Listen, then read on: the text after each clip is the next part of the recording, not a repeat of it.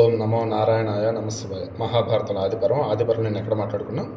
అర్జునుడు వచ్చి సుభద్రని తీసుకువెళ్ళాడు. సుభద్ర వచ్చేసి సంతోషం వచ్చేసింది. ఆ తర్వాత బలరాముడు యదువీరులు రిమైనింగ్ అంతా కూడా అర్జునుడిని బంధిస్తాం తీసుకొస్తాం అంటే కృష్ణుడు ఏం చెప్పాడు, అంత లేదు నాయన, అర్జునుడు మనల్ని జయించి తన నగరానికి వెళ్తే మన కీర్తి నశిస్తుంది. సాంత్వనంలో పరాజయ శంక లేదు. కాబట్టి వాసుదేవుని మాటలను విన్న తర్వాత వారు అంతా ఏం చేశారు, ఆగిపోయారు. ఇక పరాక్రమంతుడు అర్జునుడు ద్వారకకు తిరిగి వచ్చి సుభద్రను వివాహం చేసుకుని సంవత్సరం పైన అక్కడే గడిపాడు. ద్వారకలో స్వేచ్ఛగా విహరించి యాదవ వంశీయులచే పూజలు అందుకుని అక్కడి నుండి బయలుదేరి పుష్కర తీర్థంలో మిగిలిన కాలాన్ని గడిపాడు. 12 సంవత్సరాలు పూర్తి కాగానే కాండవ ప్రస్థానికి తిరిగి వచ్చాడు. సో పుష్కర తీర్థంలో రిమైనింగ్ కాలం ఉన్నాడు, ఎక్కువ కాలం అన్నట్టు లెక్క. 12 సంవత్సరాలు అయినాయి. కాండవ ప్రస్థానికి వచ్చాడు. పురోహితుడు ధమ్మిన వద్దకు వెళ్ళి నమస్కరించి అటుపైన తల్లికి కూడా నమస్కరించాడు. అర్జునుడు ధర్మజ భీములకు నమస్కరించి నకుల సహదేవుల నమస్కారాలు పొంది వారిని కౌగిలించుకుని మిక్కిలి ప్రసన్నుడయ్యాడు. ధర్మరాజును చేరి ఏకగ్రచితుడై విధిపూర్వకంగా బ్రాహ్మణులను అర్చించాడు. పిమ్మట ద్రౌపది సమీపానికి చేరాడు. ప్రణయ కోపంతో ద్రౌపది కురునందనతో అంది, ఇక్కడికి ఎలా వచ్చావు? సాత్వత కుమార్తె సుభద్ర ఉన్న చోటుకే పొమ్ము.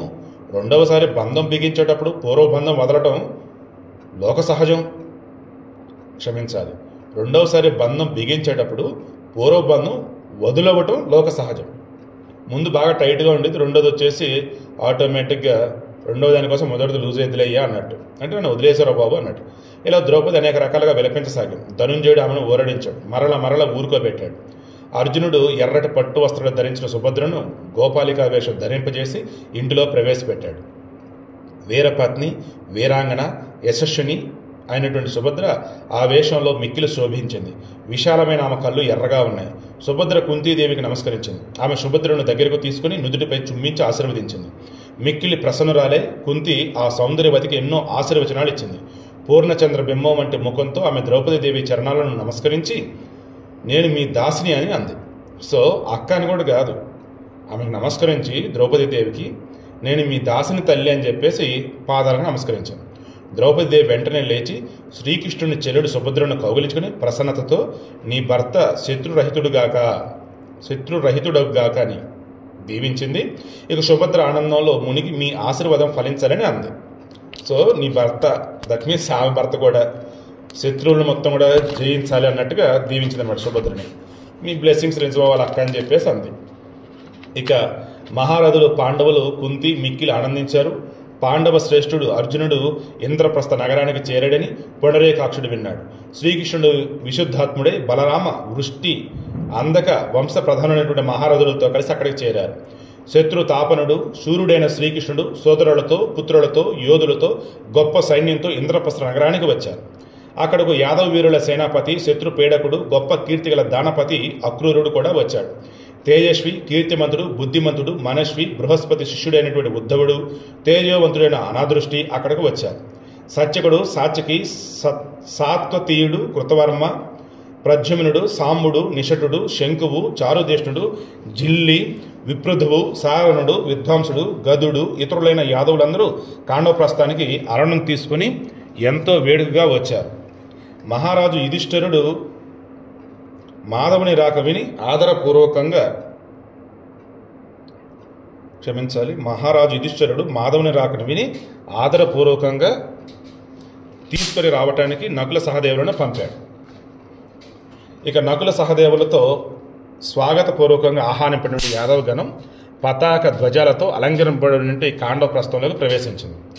ఇంద్రప్రస్థంలోని మార్గాలు శుభ్రం చేయబడి నీటితో కల్లాపి చల్లబడ్డాయి, పూలు చల్లబడ్డాయి, వేలాడదీయబడ్డాయి. చల్లని చందన సుగంధ ద్రవ్యాలతో పరిమళ భరితలయ్యాయి.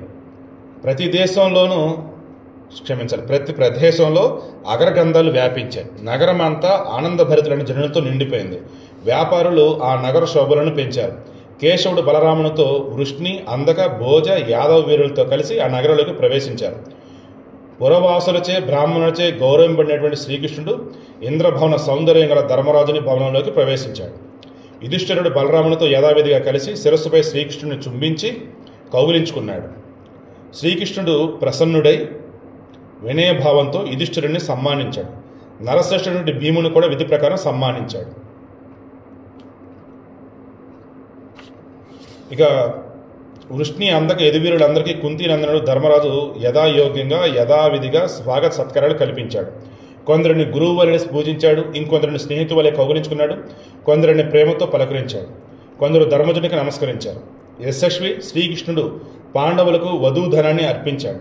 కుటుంబీకులకు శుభద్ర కారణంగా ఈయదగినటువంటి అరణాన్ని అంతటిని కూడా సమర్పించారు. శ్రీకృష్ణుడు చిరుమువ్వులు జలరాలతో అలంకరించినటువంటి 4 గుర్రాలను పూంచిన 1000 రథాలను నేరపురులైన సారథులు సహా అప్పగించాడు.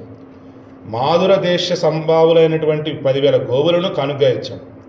చంద్రకాంతితో వెలిగే మంచి లక్షణాలు గల బంగారు ఆభరణాలతో కూడినటువంటి 1000 గుర్రాలను ప్రేమతో జనార్దనుడు పాండవులకు ఇచ్చాడు. గాలితో సమాన వేగం గల అదుపులో ఉండే 100 కంచర గాడిదలను, 500 కాటుక రంగు గుర్రాలను, 500 తెల్ల గుర్రాలను కానుగ్గా అప్పగించాడు. సో ఇక్కడ పాయింట్ ఏంటంటే కంచర గాడిదలు ఇవి బాగా వేగం. మీకు బాగా గుర్తుంటే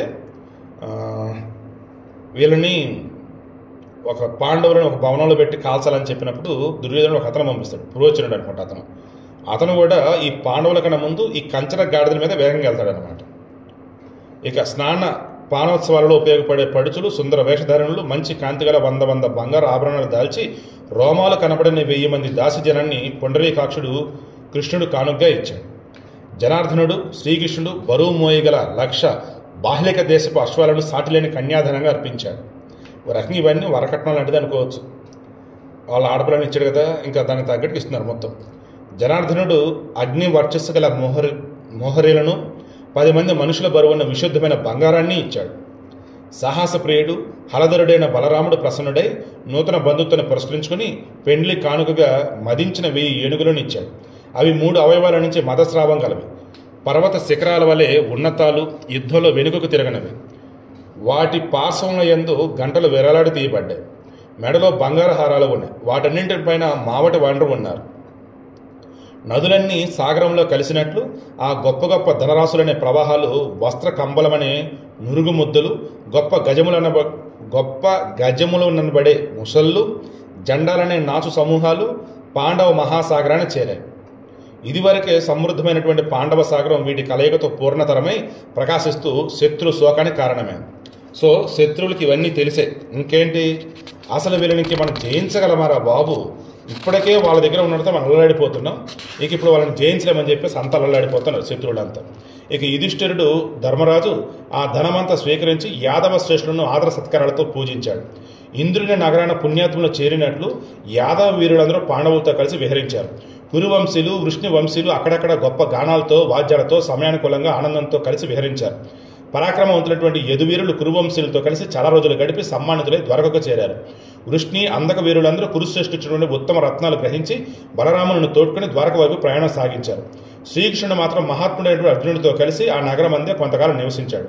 యశస్వి శ్రీకృష్ణుడు అర్జునుడితో వేటకు వెళ్లి యమునా తీరాన మృగాలను, అడవి పందులను వధిస్తూ ఆనందించాడు. కొంతకాలానికి శ్రీకృష్ణుని ప్రియ సోదరి సౌభద్రుని కన్నది. ఈ సంఘటన సచీదేవి జయంతుడిని కన్న తీరును తలపించింది. సో సుభద్ర ఓ బిడ్డను ప్రసవించింది. సుభద్రాదేవి వీరవరుడు, దీర్ఘభుజ సహితుడు, విశాల వక్షస్థలం గలవాడు, వృషభ నేత్రుడు, శత్రు సంవర్ధనుడు అయినటువంటి అభిమన్యుని ప్రసవించింది. సో అభిమన్యుడు పుట్టాడు. నిర్భయంగా క్రోధంతో యుద్ధం చేసేవాడు కనుక అభిమన్యుని పేరు సార్థకమైంది అని నిర్దేశింపబడింది. యజ్ఞ అభిమన్యుడు అంటే ఏంటంటే క్రోధంతో యుద్ధం చేసేవాడు కనుక అభిమన్యుడు అన్నట్టు. దానికి తోడు ఎలా ఉన్నాడు అతను? వీరవరుడు, దీర్ఘభుజ సహితుడు, విశాల వక్షస్థలం గలవాడు, వృషభనేత్రుడు, శత్రుమర్ధనుడు. సో అది అభిమన్యుడికి సంబంధించినటువంటి క్యారెక్టరిస్టిక్స్ అన్నట్టు అనుకోవచ్చు. ఇక యజ్ఞంలో మదిస్తే శమీ గర్భన తేజవంతమైన అగ్ని ఏర్పడినట్లు అర్జునుని వలన సుభద్ర యందు తేజవంతుడు పుట్టాడు. అతడు పరాక్రమంలో అతిరథుడు. అతడు పుట్టిన వెంటనే కుంతి నందనుడు యుధిష్ఠిరుడు బ్రాహ్మణులకు 10,000 గోవులని, బంగారు నాణాలను దానం చేశాడు. ప్రజలకు చంద్రుడు ప్రియమైనట్లు బాల్యం నుంచి అభిమన్యుడు తన తండ్రులకు వలె శ్రీకృష్ణుడు కూడా ప్రీతిపాత్రుడైనాడు. పుట్టినది మొదలు శ్రీకృష్ణుడు జాత కర్మాది క్రియలని అభిమన్యునికి స్వయంగా చేయించాడు. అతడు శుక్లపక్ష చంద్రుని వలె దినదిన ప్రవర్ధమానుడుగా అయ్యాడు. శత్రునాశకుడు, వేదవేత్త అయినటువంటి అభిమన్యుడు దివ్య మానుషమైనటువంటి ధనుర్వేదాన్ని అంతటిని కూడా 4 భాగాలుగా 10 అంగాలుగా అర్జునుని మధ్య అభ్యసించి నేర్చుకున్నాడు. సో తండ్రే గురువు అన్నట్టు ఎవరికి? అభిమన్యునికి. రిమైనింగ్ రేపు డిస్కస్ చేద్దాం.